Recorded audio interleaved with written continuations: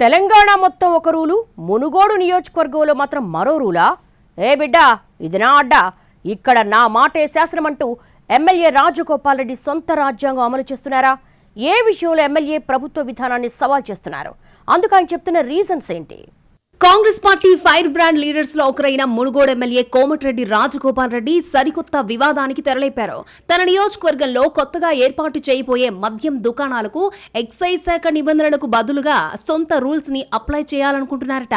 ఎమ్మెల్యేగా గెలిచినప్పటి నుంచి నియోజకవర్గంలోని బెల్ట్ షాపుల మీద ఉక్కుపాదం మోపుతున్న రాజగోపాల్ రెడ్డి తాజాగా మద్యం టెండర్ల మీద కూడా దృష్టి పెట్టారట. 2 సంవత్సరాల కాల పరిమితితో తాజాగా వైన్స్ టెండర్లను పిలిచింది రాష్ట్ర సర్కార్. ఆ ప్రక్రియ కొనసాగుతున్న క్రమంలోనే మునుగోడు నియోజకవర్గానికి నయా ఎక్సైజ్ టెండర్ రూల్స్ ప్రకటించేశారు ఎమ్మెల్యే. స్థానికులు మాత్రమే వైన్ షాపులకు టెండర్స్ వేయాలన్నది ఆయన ఫస్ట్ రూల్. ఏ మండలం వారు ఆ మండలంలో మాత్రమే టెండర్లు వేయాలని, ఖచ్చితంగా ఆ జాగ్రత్త పాటించాలని చెప్పారట. స్థానికులు మాత్రమే టెండర్లు వేస్తే నిర్వహణ తాను చెప్పినట్లుగా నడుస్తుందనేది రాజగోపాల్ రెడ్డి ప్లాన్గా తెలుస్తోంది. ఇక డ్రాలో ఎవరు షాప్ని దక్కించుకున్నా ఊరికి దూరంగా ఏర్పాటు చేసుకోవాలని ఆదేశిస్తున్నారాయన. అంతేనా, టైమింగ్ రూల్ కూడా పెట్టేస్తున్నారు. ఎక్సైజ్ శాఖ నిబంధనల ప్రకారం ఉదయం 10 గంటల నుండి రాత్రి 10 గంటల వరకు షాప్ ఓపెన్ చేసుకోవచ్చు. కానీ తన ఓన్ రూల్ బుక్ లో దీన్ని మార్చేశారు రాజగోపాల్ రెడ్డి.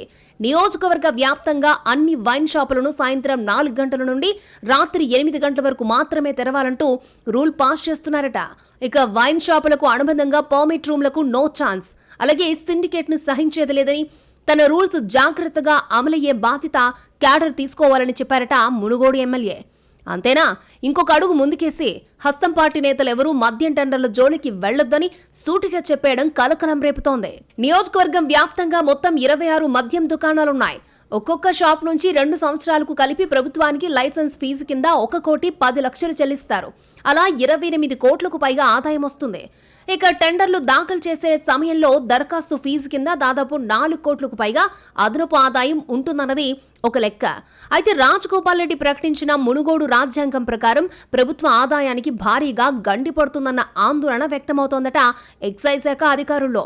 ఒకవైపు రాష్ట్ర ఖజానా నింపేందుకు పడరాని పాట్లు పడుతూ ఉంటే, రాజగోపాల్ రెడ్డి తాజా కండిషన్స్ తో పెనం మీద నుండి పొయ్యిలో పడినట్లయిందట ఎక్సైజ్ అధికారుల పరిస్థితి. మరోవైపు ఇప్పటికే వైన్ షాపులకు టెండర్లు దాఖలు చేసిన నాన్ లోకల్స్ రాజగోపాల్ రెడ్డి తాజా నిర్ణయంతో తలలు పట్టుకుంటున్నట్టు సమాచారం. పైగా నా రూల్స్ నా ఇష్టం అంటున్నది కూడా గట్టినైతే కావడంతో ఎక్సైజ్ అధికారులు కూడా ప్రభుత్వ పెద్దవైపే చూస్తున్నారట.